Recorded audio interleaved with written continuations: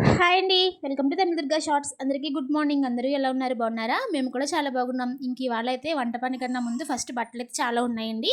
అవైతే ఉతికేద్దామని చెప్పి ఫస్ట్ మార్నింగే ఒక 6 గంటలకు లేచిన వెంటనే బట్టలన్నీ అయితే నానబెట్టేసుకున్నాను. చిన్నవైతే ఒక బకెట్ వచ్చినాయి. మావైతే ఒక బకెట్‌న్నర బట్టలైతే వచ్చినాయనమాట. ఎప్పటికప్పుడు ఉతుకుతున్నా సరే చిన్నపిల్లలు ఉండడం వల్ల ఏంటంటే, చిన్న బాబు కాబట్టి ఎక్కువ బట్టలు అయిపోతూ ఉంటున్నాయనమాట. అది కాకుండా చిన్నుకి నేను డైపర్ అయితే వాడట్లేదండి. ఇంకా జడ్డీలే అస్తమానం చిచ్చు అది పోసిన అస్తమానం మారుస్తూ ఉంటాం కదా! ఇంకా చాలా బట్టలయితే అయిపోతున్నాయి. ఇంక ఎండ కూడా బాగుంది కదా! ఇప్పుడు ఉతికేసామనుకోండి బట్టలు బాగా ఎండుతాయనమాట. ఇంకా చిన్నువి అయితే ఉతకడం అయిపోయింది. ఇంక మావైతే ఉతుకుతున్నాను. చిన్నవి ఉతికేసిన తర్వాత కంఫర్ట్ అయితే వేసేసాను. ఇంకా మావి కూడా ఉతికేసిన తర్వాత కంఫర్ట్ అయితే వేసేస్తానండి.